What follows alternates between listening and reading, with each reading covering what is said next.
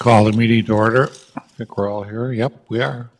Tom Knockbus had a nice video. Anybody want to look at that sometime? It's nicely done. Didn't know we had so many miles of road to maintain, but nicely done. And you're going to give us a CIP update.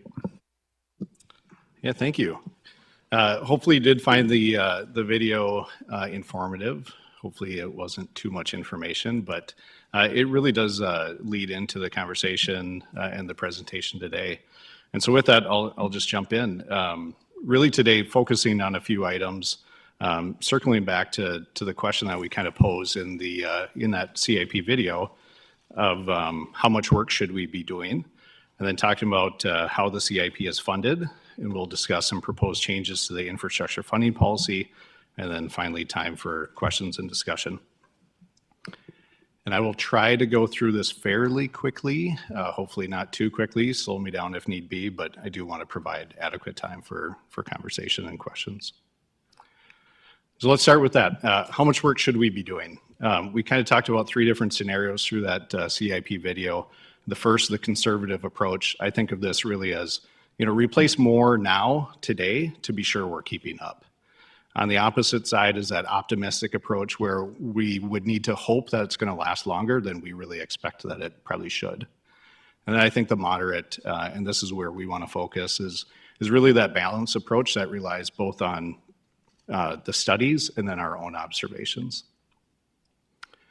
So again, thinking back to the video, there are a lot of different categories in which we talked about. The one I want to focus on first is the core neighborhood. These are the projects that are locally funded. So on average, over the next 4 years, we'd be looking at replacing about 1.5 miles of water main through that category. And so we'd be in that optimistic range. Add on the federal aid projects that are part of our CIP, and it would bring us to about 2.1 miles. And then we add on the projects that we're able to do with prairie dog funds, and that brings us to about 2.9 miles, which is right in that moderate range. So our CIP is made up of a lot of different sources of funding, specifically these 5. So sales tax, utility, prairie dog, federal aid, and special assessments, and we'll kind of step through all these. So the first is sales tax. That's voter approved. And really it's used to keep utility rates and special assessments lower. Here locally, we have a 2% sales tax for the city of Fargo, and this is how it breaks down. So first, 1% is fully flood control, and the voters approved to extend that through December 2084. The next 1% is kind of broken out into these 4 parts: a quarter to flood control, a quarter water rec, a quarter to water, and a quarter to streets. And that's currently set to end December 2028. So this graph just shows a history of what we've received and what we've spent in sales tax funds for the engineering CIP. And you can see that there has been a history of the needs outpacing the revenues. And unfortunately, we see that moving forward too in this 4-year cycle. And again, you can see that in how that fund balance has changed. And you can see the dollar values there. And we just represent that again here in this graph. The green bar showing where those fund balances have been and where they're projected to go if we don't make some changes. One of the things I do want to talk about again, and I'll get into it a little bit later, but the quarter cent that's currently designated for flood through 2028, that was one time within the engineering CIP. That change happened about 2015, 2016. And you can see if the sales tax were renewed and extended past 2028, and that quarter cent flood came back to the engineering CIP, it really kind of rectifies that issue in the future that we're currently seeing. Although some people might say that that quarter cent goes to the Red River Valley Water Project. So I think there's some competition on that CIP that you're going to grab for engineering. But I think other people have talked about to decrease the cost for the homeowner. There might be some sense of using, instead of flood, using it for Red River Valley water supply. So you're making the assumption that it's going to engineering today, right? So I would say I'm not making that assumption. I'm just highlighting the kind of imbalance we have between the needs and the revenues that we rely on for sales tax. That if it were brought back to engineering, it would kind of fix that gap that we're currently seeing between the revenue and the need. But that's, of course, a decision that the commission is going to have to make. What, if the voters approve to extend, what potentially happens to that? So the 12 million that's left over in that reserve fund, will it carry us through to 2019? No, unfortunately, we see that going negative just barely in 2026. And then in that 2027 timeframe, that number, if it's not modified, I think was just more than $6 million. So next, utility funds. Again, 4 different utility funds that we rely on within our engineering CIP: storm, sewer, water reclamation, and street light and traffic. So this statement is more or less the same for all these. The recommendation for storm sewer comes out of engineering and is ultimately approved by the city commission. We utilize a revenue adequacy model, update that routinely, and that is really what bases our forecast for those rate changes. How we use it in the engineering CIP. So citywide emergency repairs are 100% funded by this utility. Things as part of our reconstruction and rehab of storm sewer, like mains and structures as part of our projects, those are 50% funded, 50% special assessed. And then the remaining portion of the utility is used for the operation, things like cleaning, inspection, maintenance of mains, manholes, inlets, and lift stations, and then storm utility staff as well. Next, water utility, again, recommended by the water utility, approved by city commission. They utilize a revenue adequacy model for those. And so they support the engineering CIP both through rates and sales tax, their portion of sales tax. And so an example of how that's used in our CIP, water service replacement as a part of a street reconstruction project is 100% funded by them.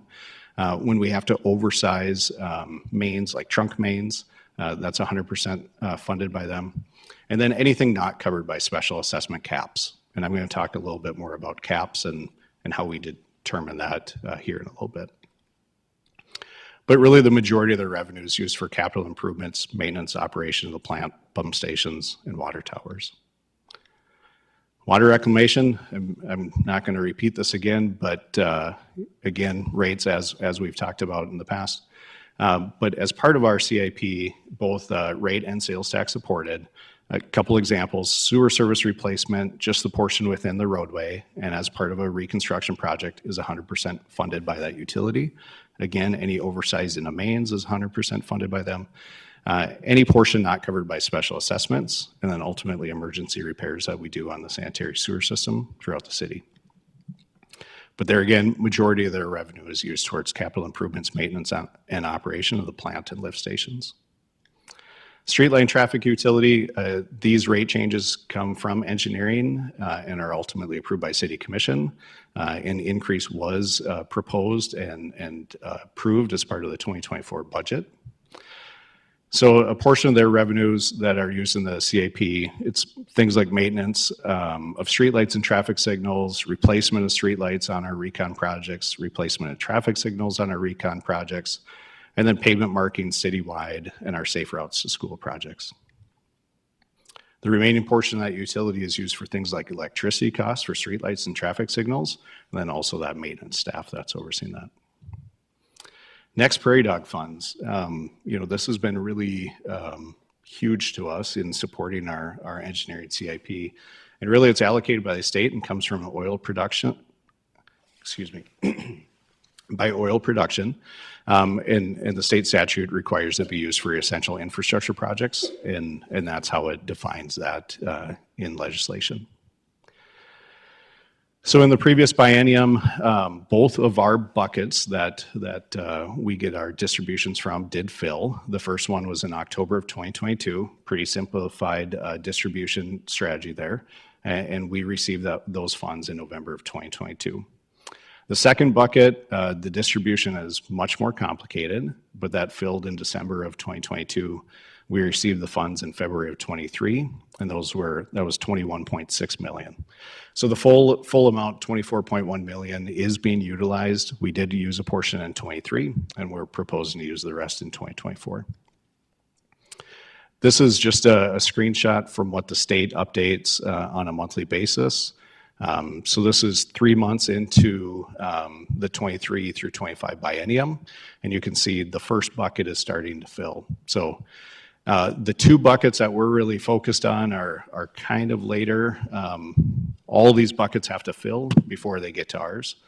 And it's likely not to happen until 2025. And so to fill both of our buckets, it needs to average about $63 million in revenue towards this on a monthly basis. In the first 3 months of the biennium, it's averaged about 67 million. So if they do fill, we would plan to use the full 23 through 25 biennium funds in the CIP years 2025 and 2026. And currently we anticipate about the same amounts as the previous biennium of about $24 million. Next, federal funds, a lot of different categories here. So urban roads, we can use those on any arterials or collectors. Special roads, urban roads, so the DOT routes like US Highway 10 and 81. Transportation alternatives, highway safety, urban grant, rail safety, recreational trails. Most of these we go after as we can. And one more, this is really not a federal fund, it's a new state aid fund called the Flex Fund, and it can be used for any project. But really the takeaway from this is these funds are distributed to MetroCog and allocated by the policy board.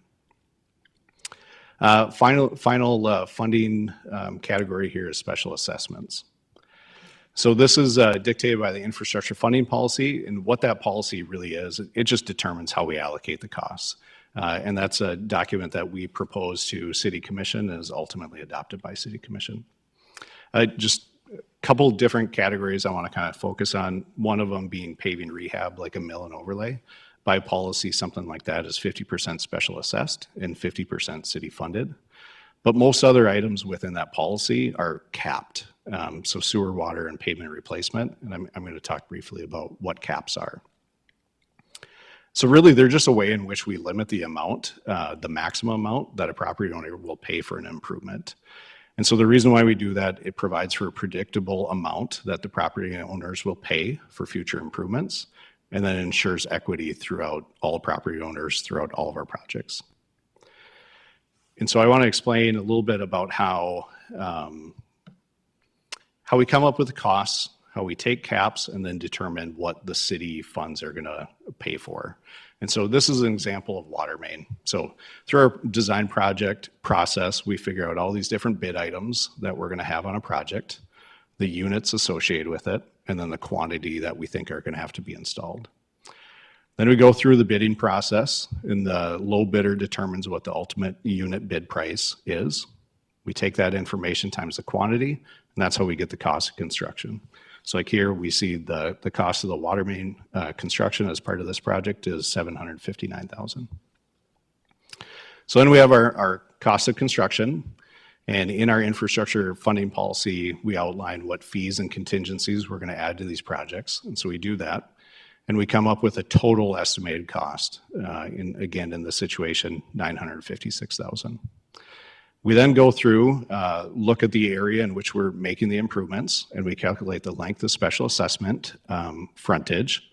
We multiply that amount by the capped cost, and we come up with a price, an amount to be special assessed in this situation of $97,000.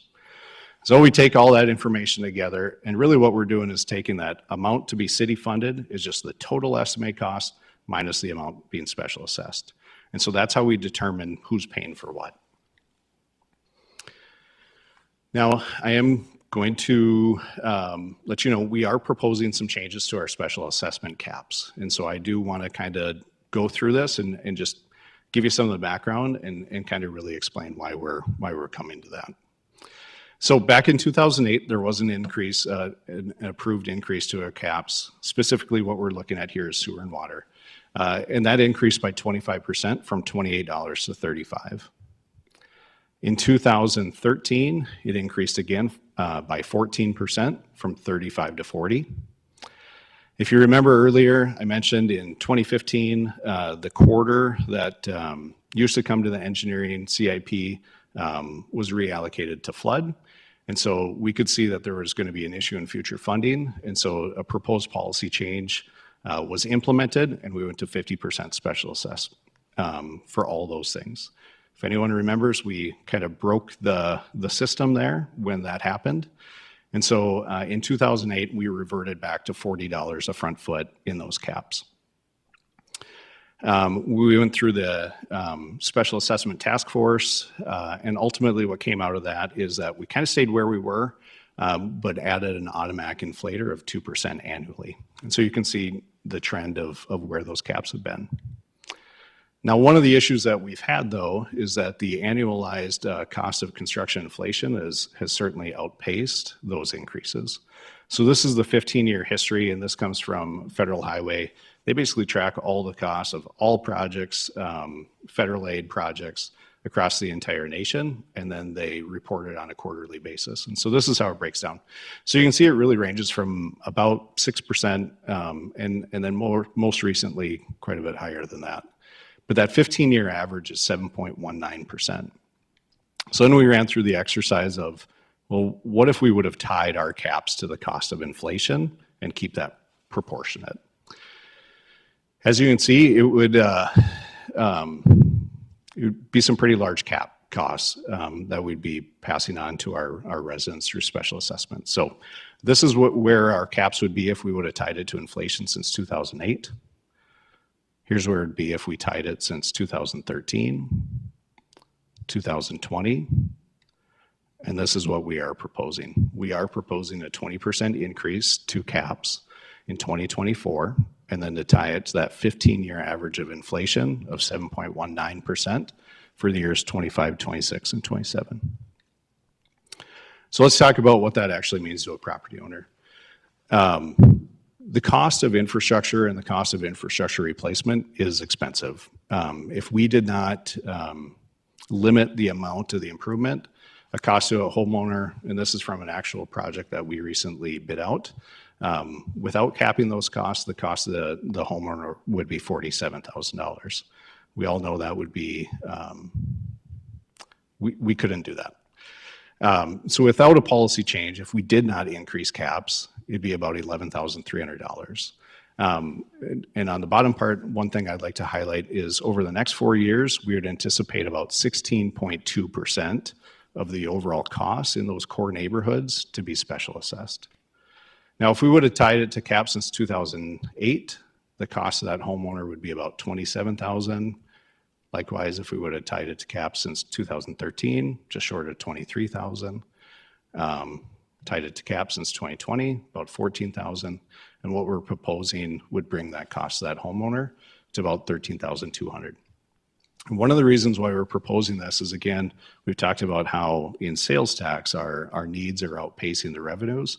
But another thing I'd say is that when we went through the special assessment task force I think it was about 5 years ago, really the goal was to try to get those caps right around 20% of the total amount to be special assessed. And that's really where this puts us, is about 20% special assessed.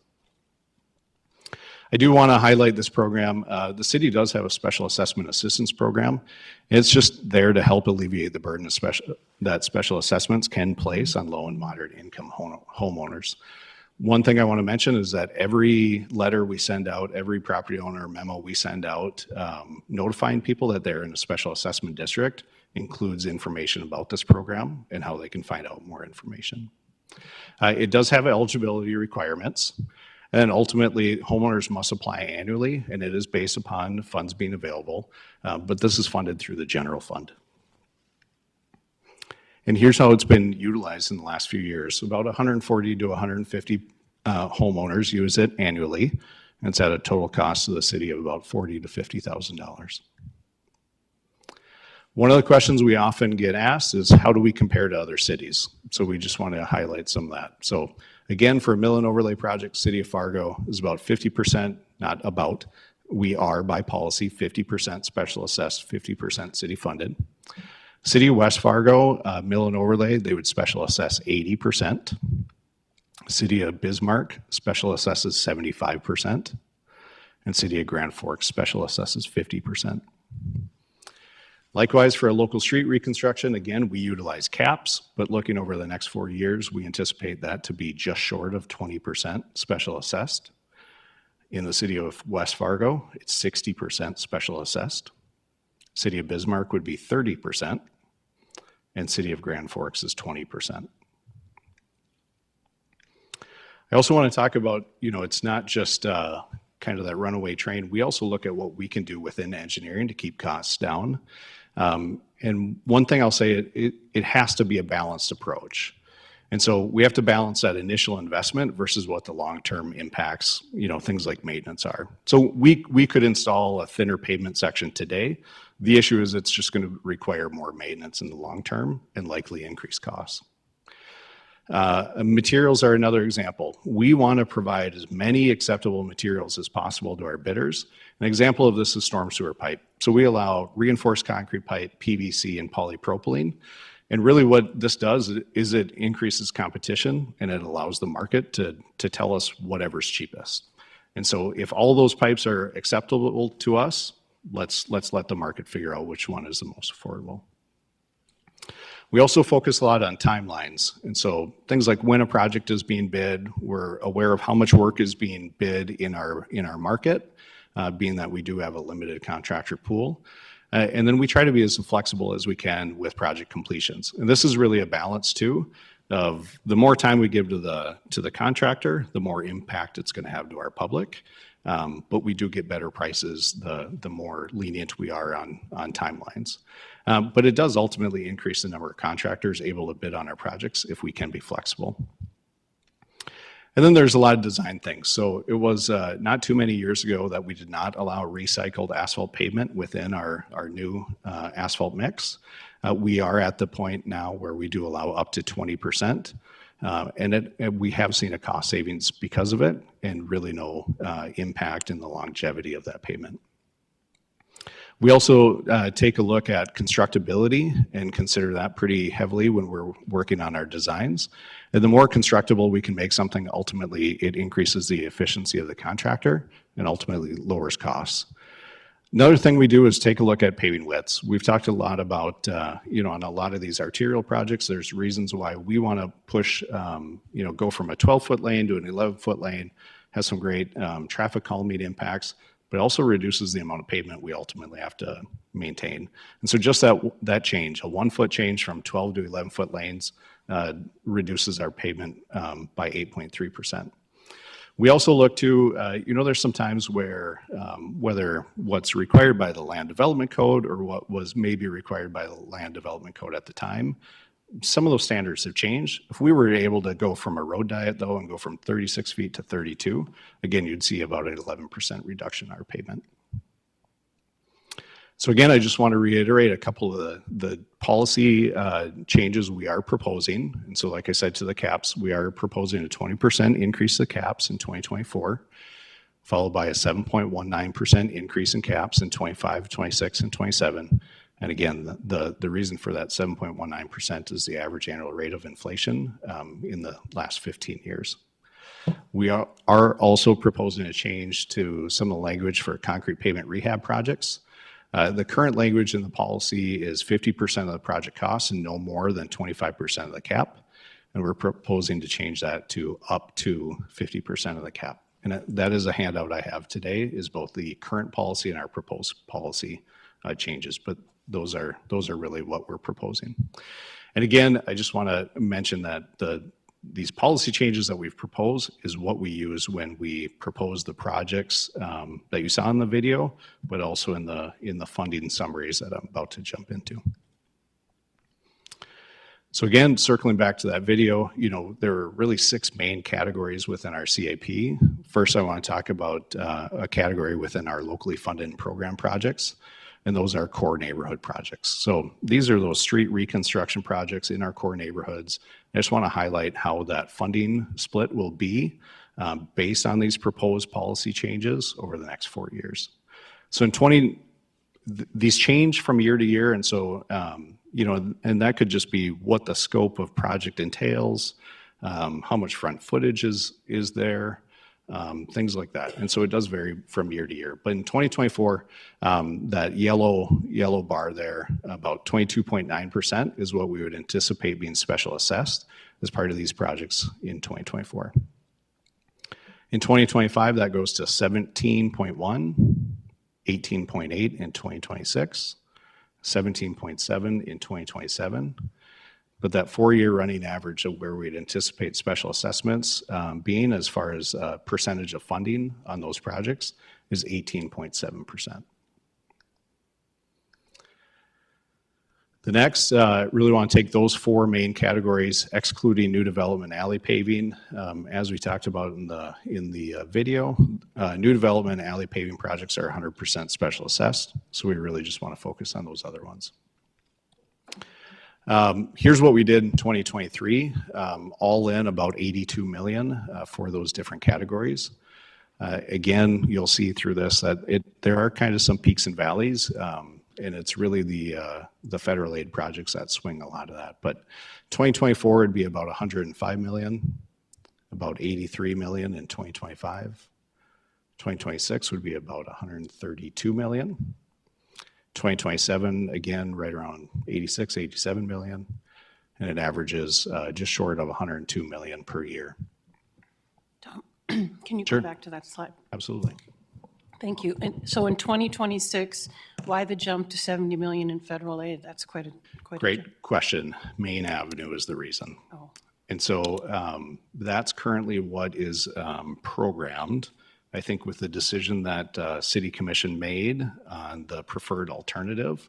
And that's ultimately what the DOT ultimately selected as well. I think that number will come down because it did assume pretty significant, really to cover the bases, assumed property acquisitions throughout. But being that that won't happen, likely, that number will drop.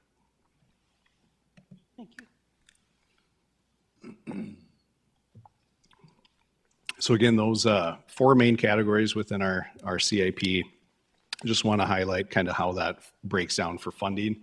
Again, just calling your attention to the amount being special assessed.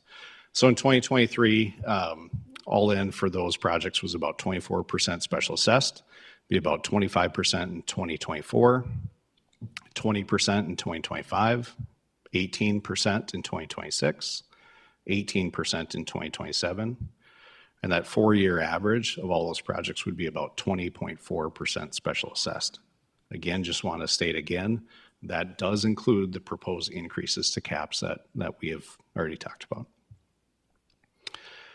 Want to talk about, I am getting close to the end, just so you know too. So talk a little bit, why are we proposing a 4-year CIP? I've been with the city for nearly 9 years, and I have been working to implement a 4-year CIP since day one, really. And there have been a lot of hurdles, funding policy changes, COVID, a lot of those things that have really made it difficult to get here, but I feel pretty confident of where we are today. One of the biggest reasons is to be predictable. We want to be able to share information with residents about what the future plans and timelines are. It allows them to make better decisions. Things like sidewalks and driveway repairs or replacements or sewer and water service replacements.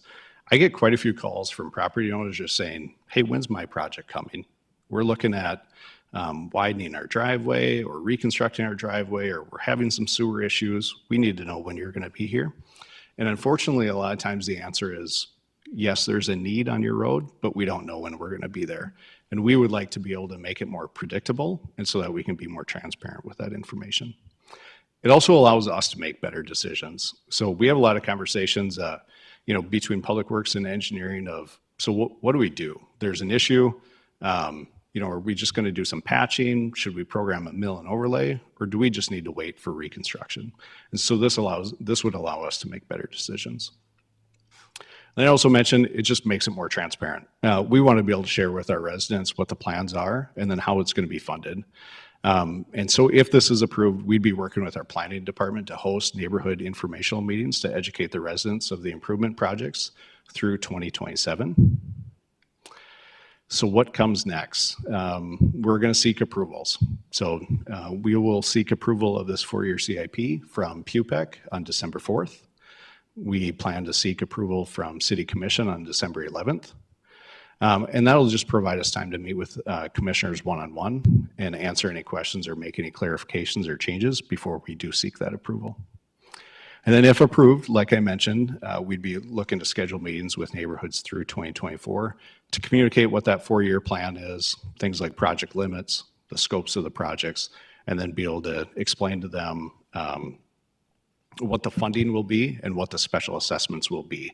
And that's one of the reasons why we propose that to really tie what those special assessments are going to be, those caps are going to be over the next 4 years, so that we can effectively communicate that. I just want to circle back to this again. We had a little bit of conversation earlier about, what the revenues versus what we're spending in street sales tax is and where that's going. And again, we are projecting a negative fund balance if things don't change, sometime in 2026 likely, but for sure in 2027. And so I'd say really our current funding policy isn't sustainable. But I think there are a number of solutions that we could take a look at. So one is we could increase utility rates. And so that would increase the monthly rate our property owners pay, but it would allow for an additional transfers to the engineering CIP. Another option we could look at are additional increases to special assessments. We could look to modify the sales tax allocation. So like I said earlier, if the 1% infrastructure sales tax is extended past 2028, we could consider shifting a portion of that flood portion to streets. This is not something the city of Fargo currently does, but there are a number of communities that do, that they obligate a portion of the mill levy to infrastructure improvement. The state legislature did create a new tool that's available to us, and that would be a utility fee for streets. We've looked into it some, but we don't currently have that, but that is a potential solution. Or we could go about it by doing a combination of any of those things. The other option is we could do less work. Unfortunately, I think there are some pretty significant long-term impacts if we chose to do that. And so just want to highlight a few of them. There are impacts to residents. Residents have come to expect a certain level of quality of infrastructure, and I don't think would be pleased if they saw that decline. But really, another one of the issues is that by delaying that maintenance and improvement, ultimately in the long run, the cost of the city and our residents would increase. There'd also be impact on the infrastructure. So obviously the quality of our infrastructure would decrease. And the issue by doing that, again, you spend more money on repairing things rather than replacing them. And I think it would likely ultimately require an increase to the general fund budget too, as Public Works has to be doing more to maintain what's otherwise not being replaced. And then there's economic impacts too. So, looking through this, I found a number of studies that really talk about the quality of infrastructure and how vital it is to both living standards, but also economic growth and development.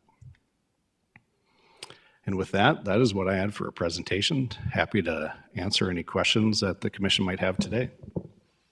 Questions of the group? Will you be sending out this presentation to us post-meeting? Yes, I can send it to you, and Thank I you. also have copies of the slides for you today. Oh, great, thank you. And I'll take you up on that individual meeting with engineering. I would like a deeper dive into the current caps for special assessments, as just a heads up, thank you. Yep, and so again, one of the handouts I have for you today is our current and proposed infrastructure funding policy, and that it's a lot of information, and gladly walk through that with you, but it does highlight what those different caps are for all the different categories within our CIP. Thank you.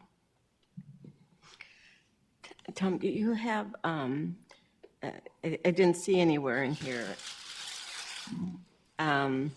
the history and then going out into the future the number of miles that we're reconstructing that would fall into these categories?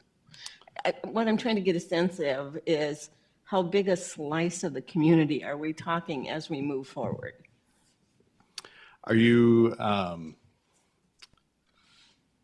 not sure I understand the question. So specifically certain pavement or water main or utilities or core I'm neighborhoods? talking the or- reconstruction, so the full reconstruction.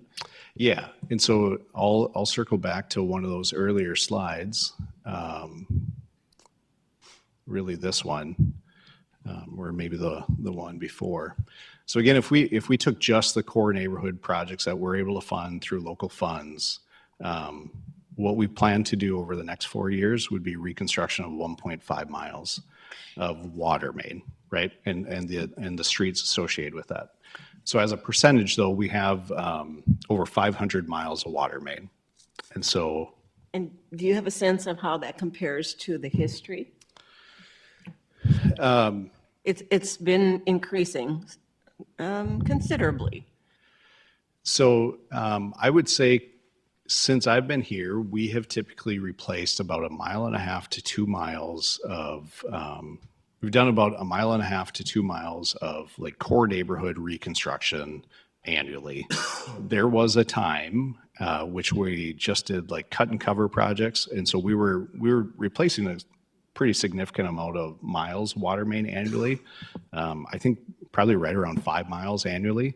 The issue is as part of those projects, we were just doing a cut and cover. And so we were only replacing the portion of pavement about 10 feet wide, maybe 15 feet wide above the water main itself. And so it wasn't a full street reconstruction. When you're talking core neighborhoods, are you talking the 9 that was studied in the core neighborhood plan? Or are you talking a smaller?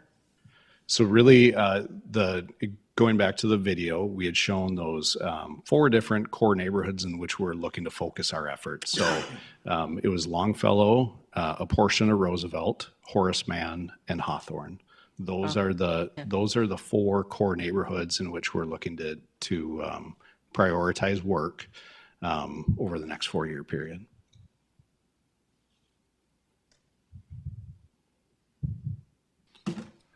So sometimes the cap, when we talk about the cap, it's interesting. We went to 50/50 and I think people confuse the cap with being in there as well. So it's kind of what is the average impact to the homeowner? And I had a mill and overlay in my neighborhood, was surprised how low the cost was for the homeowner. It'd be a curiosity just when we go through that, because I recall you talk sometimes, Tom, the cap was migrating above 70. We're getting to a point where the city was paying 70 to 80% of costs for people. In we go on future projections, is there a way as things evolve to keep to a pure number, it's 70% or 75 or 80 for all neighborhoods, so people get the same fair treatment? So I would say, and Brenda can maybe help with this too, she certainly has a lot of experience with this, but I think caps are the right way to go, and there's a number of reasons why. So part of the issue is, let's say we're talking about a project that we're going to do in 4 years. We don't know what those costs are today. We have a pretty good estimate, but until we actually bid it, we don't know what those costs are. And so if we were on a percentage base where we say, hey, property owner, you're going to pay 20% of the cost, we can give them an estimate, but we can't give them an actual dollar value. Now, if we were to set the actual cap amounts for the next 4-year period, as we're proposing, we could tell someone 4 years from now, here's what your cost is, right? Here's what those cap costs are for water, sewer, paving. Based on your front footage, this is what your cost is going to be. The other reason I really think caps are the right way to go versus a percentage is that a good example is you might have a sewer main in front of your house that's 10 feet deep, and your neighbor a couple of blocks away could have a sewer main that's 20 feet deep. And it's really not your fault for living on that road with a deeper sewer, but to replace that deeper sewer is going to cost a lot more money. And so that's a way to keep it more equitable, regardless of where we are across the city. It does make it really difficult for CIP planning of looking forward to understand how much is going to be funded through special assessments and how much is going to be needed in other funds. But I really think it's the most equitable way in which we can utilize special assessments and keep it fair for our residents. So on a fairness quotient, you're going to do it for 4 years. Here's what it is. Here's what our costs are, blah, blah, blah. Then we don't get a migration and one neighborhood gets a better break than the other. You get a favorable bid, but the cost will be less than my neighbor who lives 1 block away from me. When you're capping it, you're a fairer system to all of us, is basically Yes. what you're saying. Yes. I think. Any other questions, Dave? John? I probably have a few. I do have a few. When I'm hearing this discussion of caps, my brain goes somewhere else. It goes to the caps that were initiated in 2009 on sales tax revenues. And still, a lot of people don't know that big ticket items aren't taxed the same as small ticket items. And I think that's and proves to be a really costly experience to the public to not have these sales tax caps go throughout the whole range of purchases. And we have another vote coming in 2028. We have a vote on the Fargo Dome project in December 5th. And we're on this path where we're stuck with these sales tax caps, which are going to have a deleterious impact on our revenues. And I think ordinary people would say, well, tax everybody the same, rather than, so that I would really like to still see if there's a way to correct that, and if so, when and how to correct those sales tax caps, because look where our revenues are going. And if we had fair, equitable taxing of sales taxes without those caps that then affect other taxes, it would have a very different picture for our revenue side, and I'm concerned about that. And that's not something you can answer, but it's a concern I have, and I think the public would really respect us if we were able to find equity in that system going forward and get more revenue fairly. So some of my basic thoughts and questions: if somebody had, we endorse infill, and I don't know, but if somebody builds a big new project in what they call an area that's infill, and then it requires new mains and new services and new everything, who pays for that? That's a good question. Again, it would follow back to our infrastructure funding policy, and we would, kind of that process in which we go through calculating the front footage, calculating what that generates through caps, and then any remaining portion ends up being city funded. So again, a common project, it's about 20% becomes special assessed and 80% is city funded through sales tax and utility fees. And we heard this when, for example, Block 9 was being built, and they're really having to step up in the infrastructure to service Block 9. And people upstream and downstream from that big development are saying, well, that's not my project, but I'm being assessed for it. So I think that's a topic I'd like to learn more about. If there is a development and it does result in incredible investments in infrastructure, and then who pays and how and so on. I'd like to learn more about that, and if there are any solutions going forward of equitable sharing of those costs for those infrastructure for their particular project and how it impacts others. A looser question is, how does the new footprint of the city's jurisdictional boundary with the new diversion footprint in place, how does this affect all of your planning with regards to where the growth is, how the growth is unfolding, I'm just curious, will this just turn everything upside down if we allow leapfrog growth and development down to the southern edge of the new boundary? Here's how I'll answer that. It's somewhat separate from a lot of what we discussed today, but certainly something that is also included in our engineering CIP. And so, we didn't go through any new development projects today, but let's take that Southwest Metro pond drainage area that we've master planned. So we have a master plan for how many acres? 2,300 acres, basically from 52nd, quarter mile south of 76th, from I-29 west to our city limits. And so we've master planned that area for a storm sewer system.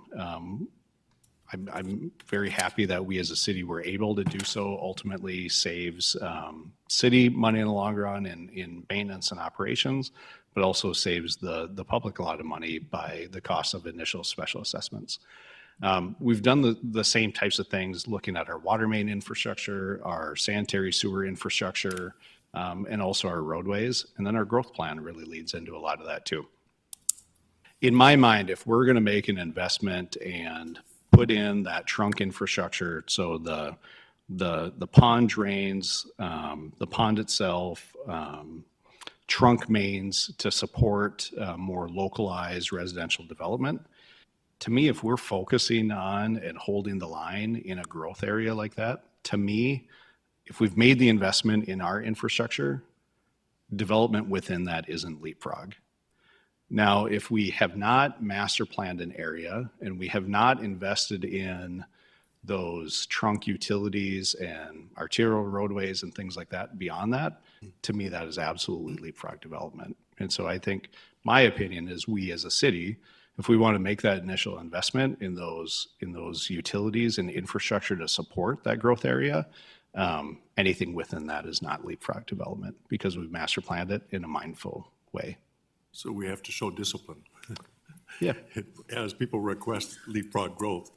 My last question is just for my own insight, Tom, and when you talk about going down to narrower roads, narrow lanes, and narrower roads from 36 to 32 feet for the overall road and 12 to 11 feet for the lanes, I'm curious about the impact, so I know, the correlation to safety, to the people and to the public and the traveling public and the pedestrians and the bikers, bicyclers. I just want to know that we're not setting up increasing risks and hazards to the people on those roadways. And I don't know how it trades off, but safety has to be a guiding, I assume it is too, a guiding principle, but we don't want to diminish that safety priority either. Yeah, and to that point, it's not just a across the board determination of we're going to go from 12 to 11 on every roadway. The roadway, so we rely. So let's talk about the downtown area. We rely really heavily on the Downtown in Focus playbook, which really set out what those street configurations should be. And a lot of times, what we can do, though, is decrease a lane width from 12 to 11 and not have those safety concerns. But we might be in a neighborhood where we can't do those things, where we have already, it was built at a 32-foot width. Our land development code today would say it should be 32 feet wide, and we're not able to reduce that pavement width. But in situations where we can do it, we strive to do it just because we know that it can maintain that safety, but also ultimately decrease the cost in the long term for everyone involved. Yeah, I'd like to congratulate you on 32nd Avenue because that seems like when you travel, it turned out right.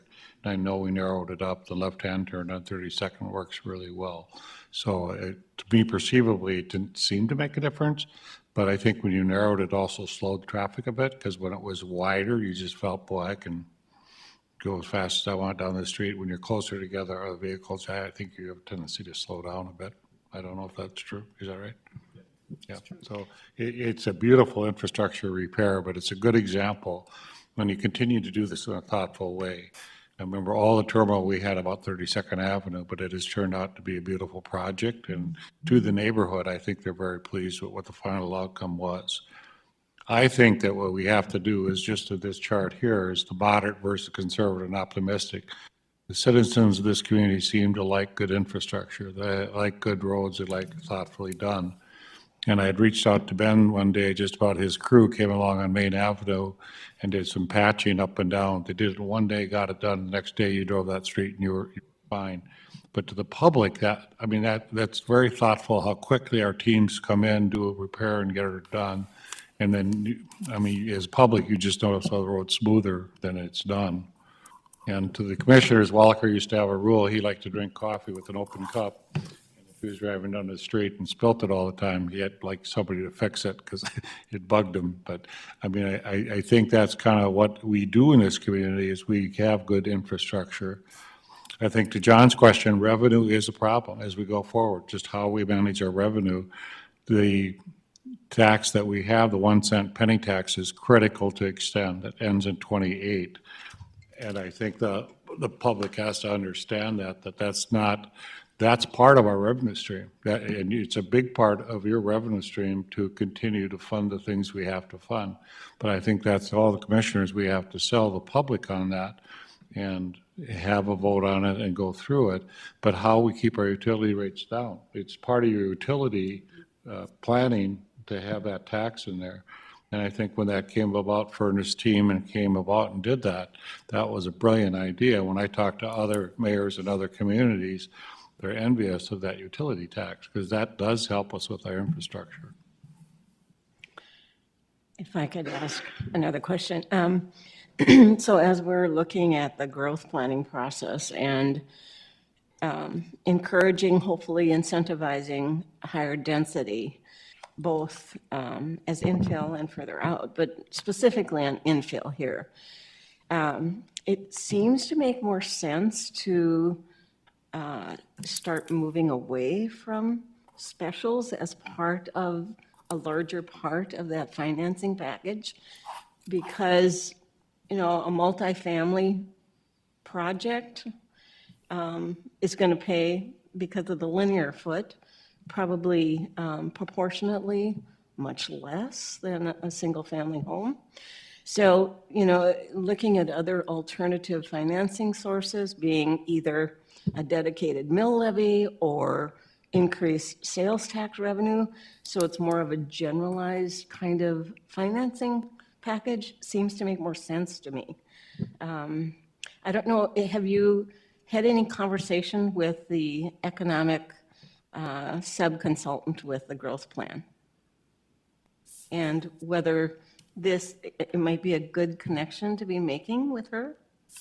So we, I don't recall who was all involved from that team, but we did have a conversation relating to special assessments and their use within the engineering CIP.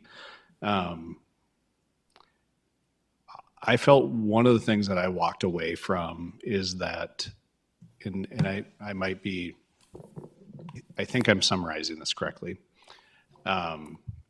They seem to actually kind of like our use of special assessments. And part of the reason is why, so if you go into a core neighborhood and 20% is special assessed, you're really tying the benefit of the improvements to those directly there that are really benefiting from them, right? But then the 80% being funded through the city is really a way to subsidize that cost and then allow that investment into the core neighborhood. But to your point, yes, we could, right? We could, as a city, say we don't wish to special assess those improvements in core neighborhoods. And if we want to continue to prioritize them, then it's just the issue of how do we fund them. And I think it really goes back to one of those later slides that there are a lot of tools. We could look to increase utility rates. We could, you know, designate a portion of the mill levy towards those, increase sales tax, or modify the allocation of sales tax. There are a lot of ways in which we could do it, but that's happy to provide any guidance I could, but it would certainly be a commission decision on making that change. So my concern is always, you know, the individuals that are going to get hit the worst are the ones that are perhaps elderly, income level isn't as high. And even though we have this other program in place where people can access exemptions, I'm wondering if we have a sense of the proportion of individual homeowners that actually would qualify for this and actually access it. It seems like it's low, quite low. And, you know, again, we're all North Dakotans.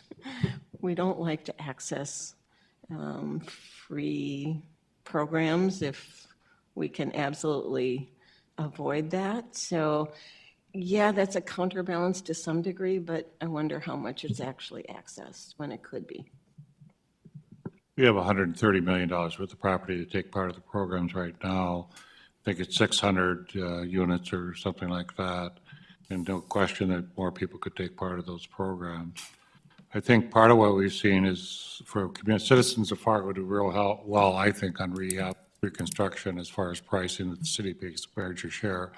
I think if we compared ourselves to other cities, we would find that we're a highest rate, I think, in the state, basically.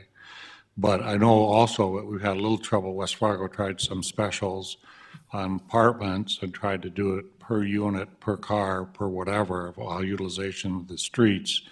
And some of the people felt that was unfair. I don't know which story is the right story on whatever. It's kind of hard to try to change everything around. We could look at different options of how we're doing things, Tom. But my sense is, and if you talk to Dan as well, is that we seem to have a fairly fair system, or a system we understand at this point, right? Is that fair to say? My sense is we give the long-term homeowners here the best break we can.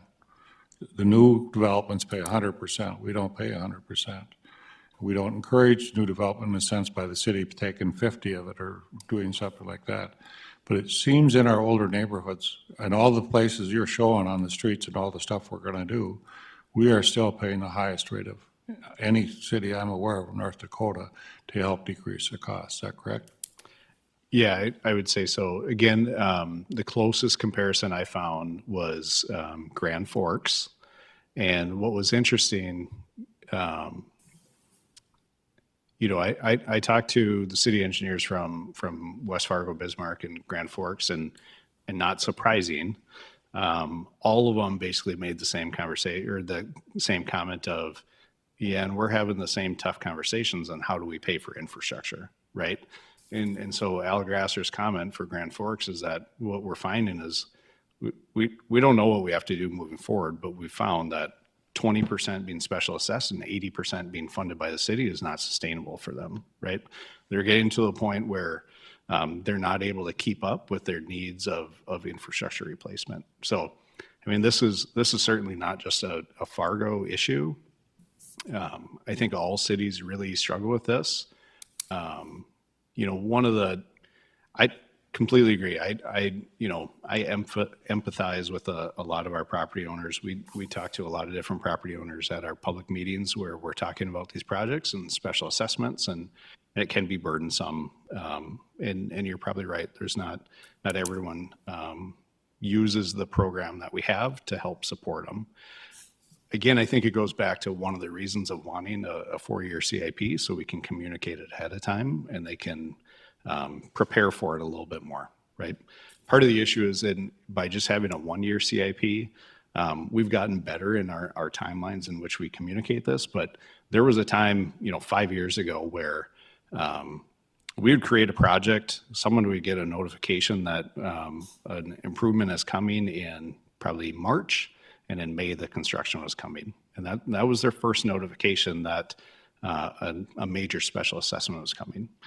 Now we're about a year ahead in notifying them, but I would love if we could be 2, 3, 4 years ahead of notifying them of these improvements, because it really, I think it allows them to make some better decisions too. And we're working with the comms team. I know we're looking at a kind of a landing page that will have all these incentives clearly defined, so it's easy to find. I would challenge us also to make applying for them as easy as possible and taking a look at that as well, because I think they are underutilized. A concern I have, and it's not really a question we can easily answer, but a really major concern I have, of course, in this changing, evolving world we're in, is we don't know the history, or in light of the history, we don't know the future contribution of the state's prairie dog funds and how long it'll sustain and what it'll be in a few years' time and what their track record is of funding.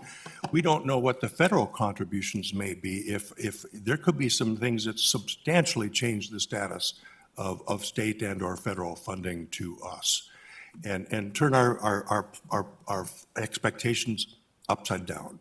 So I guess my thoughts are what if scenarios or worst case scenarios. Do we have action plans if these revenues drop substantially?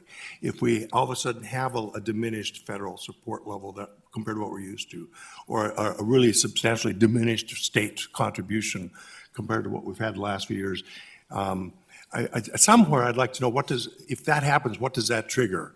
What's our action? I appreciate us looking 4 years or more into the future, but those contingencies are relative to expectations of revenues as we're used to. Just a concern to throw into our mix. So we're not on this path where we have no choice, we're doing it even though the monies are gone, or less, way less. I don't know what our approach is to that, but. John, you're not to leave us pessimistic here, though.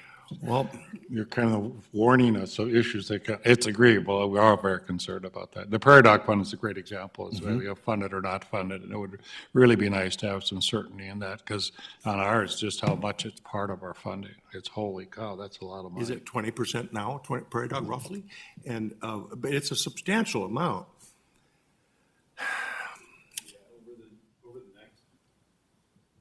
Sorry, over the next 4 years, I would say it's very significant to what we're able to do, right? Without it, I would say we would not be able to keep pace with what I think we need to be doing to not fall behind and create issues in future generations. As a percentage in the overall CIP, again, if you think that average, I think was just over $100 million per year. Prairie Dog is 24 million per biennium, so it's closer to that 10 to 12% of the overall funding. But again, where those funds are predominantly being used is to do the pavement preservation we wouldn't otherwise be able to do the reconstruction in the core neighborhoods that we otherwise would not be able to do. That's what's really being used for that 80% of the local fund that otherwise would be sales tax or utility fees. So somehow, if we just know triggers that would be reality triggers, if we turn a corner and the revenues are, that we can anticipate in advance, this is what kind of action that would activate on our part proactively with even sales tax could just take a really big hit. So I know it's a blanket of cold water. Excellent meeting. I think, Tom, your video prior to this was excellent. I think your report today was good, really good, top quality. I think you've delved into some other areas that give us some clarity, and I hope the public that sees this can understand the complexities of what our engineering team does. But, and to all our team that's here watching here today, appreciate you coming by and listening to the discussion, but excellent report. Thank you.